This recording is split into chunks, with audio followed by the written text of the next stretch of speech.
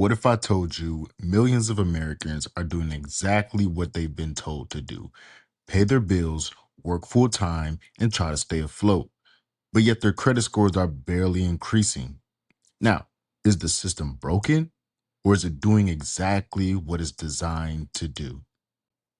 Now, stay with me while we discuss deeply about this American system and why the credit scores have become harder to improve over the last few years, and why the next 5 years could possibly change how lenders decide whether you're creditworthy or not.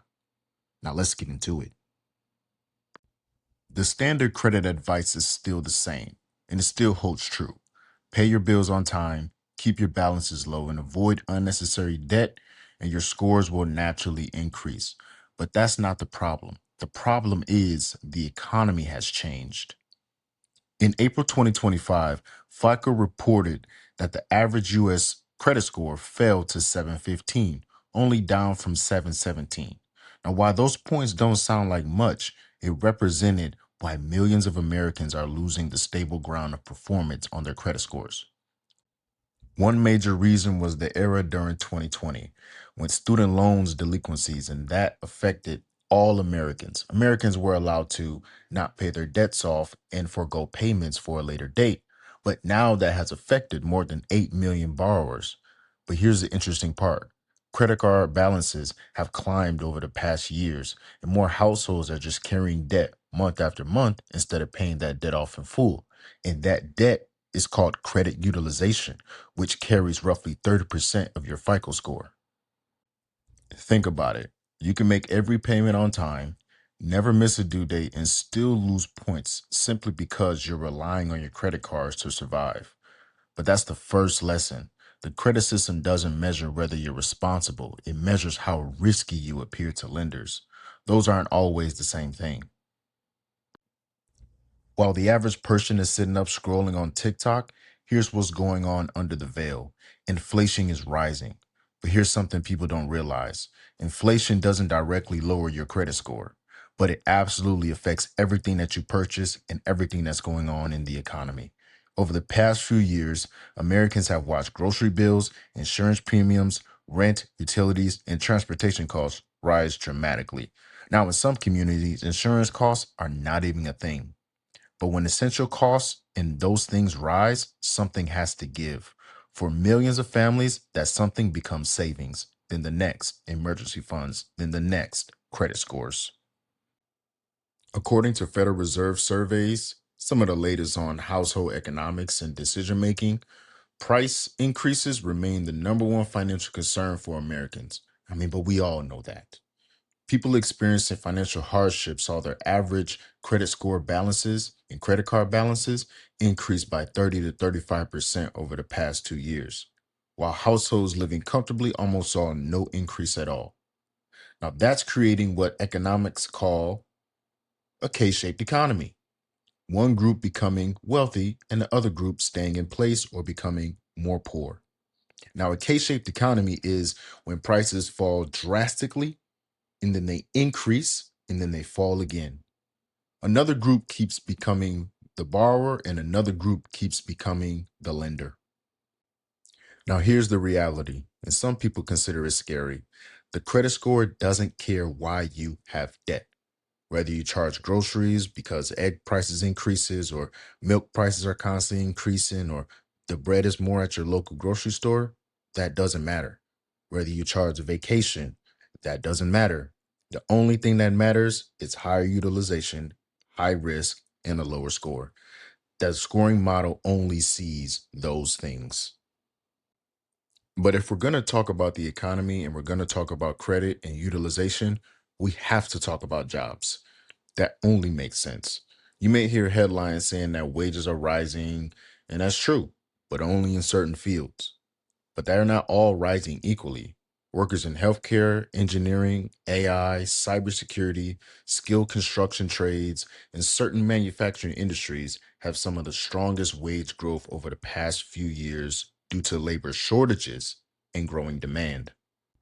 Now, on the opposite end, some of the losers when it comes to the wage increases have been retail workers, Hospitality workers, food service workers, customer service reps, and certain office reps and positions have seen their wages not increase with inflation. Now, that creates two separate financial realities. Imagine two workers. One receives 12% over 2 years, the other receives 4%. If inflation is at or above 4%, the second worker, their income is going to increase as far as their wage, but the economy and the changes and the prices and the things that they're spending their money on is not going to feel like an increase on their bottom dollar. Now combine that with rising costs in insurance, higher rent, more expensive groceries, and credit card interest rates that remain above 20% for so many borrowers. Suddenly, that credit card isn't paying for vacations anymore. It's paying for groceries. It's paying for the electric bill. It's paying for emergencies. The credit card has become the emergency fund. The credit system rewards stability right when life becomes less stable. How ironic. Here's the part that nobody talks about. The modern credit score system was built to predict lending risk, not measure the financial hardship of households. It assumes your financial life follows a predictable path: steady income, steady spending, steady payments. But today's economy is not steady. People change jobs way more often than you think. Gig work has exploded. Freelancing has become common. Medical bills remain unpredictable. Student loan payments remain unreturned. Household costs remain elevated. Insurance premiums continue climbing in many parts of the country. 20 years ago, we didn't have the same systems that we have now, but yet the scoring model still reacts the same. If your credit utilization rises, your debt to income ratio becomes tighter. Your available credit shrinks, your score stalls, or even falls. In other words, many Americans aren't failing the credit system. The economy has become more volatile, while the scoring model still expects financial stability. And that's one of the biggest reasons why experts believe the next generation of credit scoring models may look different from today's. Because if lenders want to accurately measure risk in 2030, they may have to stop measuring people the way they did in 2000. Stay in this journey with us and like the video, because next we're going to be discussing why the credit score system could change over the next 5 years and what government policies are reshaping consumer credit, especially since the Trump administration, and whether your traditional 3 digit score could eventually become just one piece of a much larger financial profile. So far in this video, you've learned why millions of Americans are running on a financial treadmill, and a lot of them are just running in circles. They're making payments, they're working hard, they're trying to stay afloat, but their credit scores aren't moving in the way they think it should based on the system. And that's not the bigger question.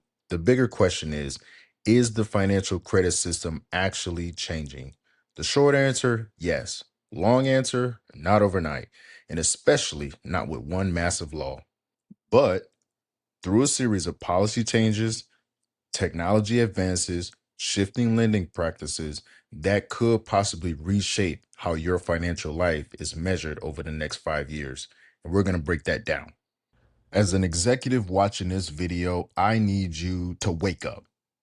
I need you to wake up because the government is changing the rules.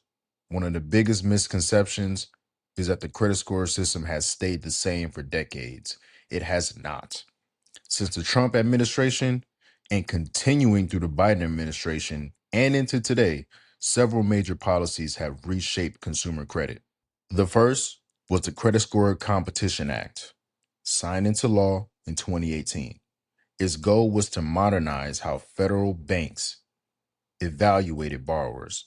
Instead of relying on almost exclusively on an older FICO model, the law directed federal housing agencies to begin allowing newer credit scoring models that provide a more complete picture of a borrower's financial history. That process has taken years, but it's still moving forward. The Federal Housing Agency has approved a transition toward a newer FICO model and the VantageScore 4.0 model for mortgages. These newer models can incorporate more recent payment behavior and are designed to better predict lending risks than models developed decades ago.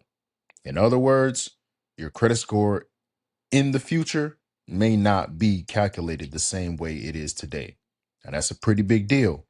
Another major change came after 2020. But during 2020, there were millions of Americans who had student loans, and they were protected from delinquency reporting because student loan payments were paused nationwide. Because think about it, how are you going to have millions of people not going to work and student loans still being paid? So they paused them. And it's not like the average American at that time was actually taking their unemployment checks and depositing it into their student loan payments. Artificial intelligence is going to change the landscape of credit scores and how those models predict future payment history for borrowers. Now, imagine applying for a student loan or a loan 5 years from now. Now, instead of your 3-digit score actually predicting the future of those payments, it's going to be AI reviewing thousands of data points based on you, like your payment history, your income trends, your employment stability, cash flow, savings habits, debt levels, and many more things that are not even thought of in this conversation right now. Now, maybe even consistent things like how often money moves in and out of your checking and your savings accounts. They're going to be monitoring things that you don't think they're not going to be monitoring. A lot of banks are already actually experimenting with AI assisted underwriting, really just to better help predict who's likely to repay back the loans that they give out. Now, a lot of supporters say this could help people who have a limited credit history qualify for loans. But if you ask me, it's just really helping to understand who has what and who's doing what. Now, a lot of critics worry about how this could introduce a lot of bias, how this could reduce transparency and make lending decisions harder to explain. Either way, the days of a single credit score, of telling your entire financial history, are slowly coming to an end. Now, let's talk about some of these buy now, pay later things that are going to be affecting people's credit scores and that AI is actually cracking down on slowly. I mean, things like Klarna and Afterpay and Affirm. Now, until recently, these payments weren't even reported on people's credit reports, and credit bureaus were not picking them up because they didn't take them seriously. I mean, think about the average person buying something on Klarna or Affirm. They're probably purchasing what? A wedding ring, a shopping bag, a few pairs of clothes here and there, something on Amazon that's probably expensive, like a couch. But things like that weren't really reported on people's scores, but actually, they're starting to do it now. So that meant someone could finance dozens of purchases without those accounts affecting their credit score. And that's really beginning to change. FICO recently announced new scoring models that could incorporate buy now, pay later data when lenders choose to use them. That's the thing. They choose to use them. And supporters are arguing that rewards are just not there. And they're really saying that things could change for the benefit of the business, but not the benefit of the consumer. The next thing you guys need to know is how the credit score is actually becoming a financial reputation score. There's a lot of controversy around this, obviously, but maybe we're thinking about credit scores the wrong way. Most people believe that credit score measures how good they are with money, but it actually doesn't. It measures how attractive you are to lenders, and that's a big difference. Those are two separate things. Someone can have an excellent credit score while carrying tens of thousands of dollars in debt, owning things like real estate and things like property and cars, while another person can have almost no debt, pay cash for everything, and still have an average or even poor credit score because they don't actively use credit. The other person really just uses cash for everything. And one of the biggest criticisms a lot of economics and consumer advocacies continue to debate is the credit score system rewards participation in borrowing, not necessarily wealth. So, for those out there that truly believe you're not gaining wealth because you don't have a good credit score, that's not necessarily true because a lot of these models are actually going to change in the near future. And if you give yourself a little bit of time, things will change and it may change in your favor. So the big question of this video is really, is the credit system broken? And that depends on who you ask. I mean, the banks, they're saying the credit system works really well. I mean, after all, the modern credit scoring system has really helped lenders estimate repayment risk for decades and decades. So, on their end, that's what they say. But the consumer advocates, they often argue that the system is outdated because it wasn't built for today's economy. And today's economy is a whole lot different from what it used to be back in the 1980s or the 2000s. The truth is probably somewhere in the middle. The current system isn't necessarily broken, it was just built for a different economic environment. Back then, careers were more stable, housing was more affordable, gig work barely existed, and student loan debt was way lower than what it is now. I mean, student loan debt is in the trillions now.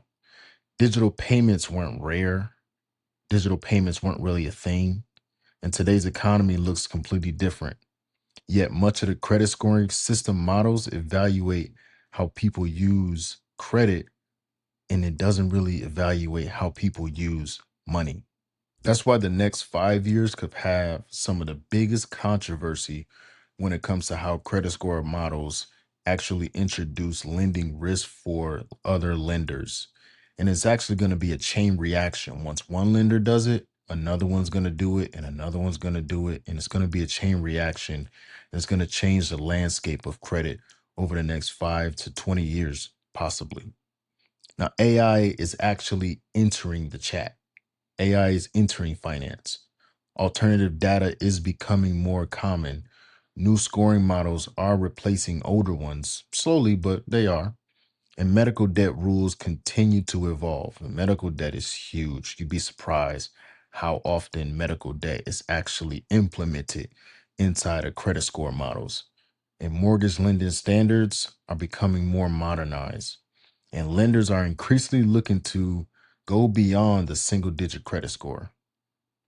The real question isn't whether credit scores will disappear, it's whether that the three-digit score will become just one chapter of a much bigger financial story for each individual person and then each individual household in itself. So as you guys out there continue to build your credit and you guys continue to repay your loans and you guys continue to make cash on the side doing gig work, or you got your hustle, or you got your LLC, you got your business, as you continue to do those things, think about how credit is actually going to be changing. Think about how credit models and things like the buy now, pay later systems are actually affecting you as a long term borrower and as a long term risk person who's going into this new economy. Don't just think about how I can have a good credit score and how I can have the highest credit score possible. Think about how you can stay liquid in cash. Think about how controversy these topics are actually coming about and how lenders and even sometimes apartment complexes are not really considering your credit score in itself. They're considering how you use money in general, how you use money as a household.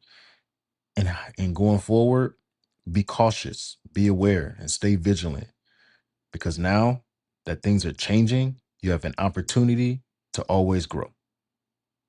Don't forget to like and subscribe. Thank you for watching this video. We'll see you on the next one. Executive Summary is back.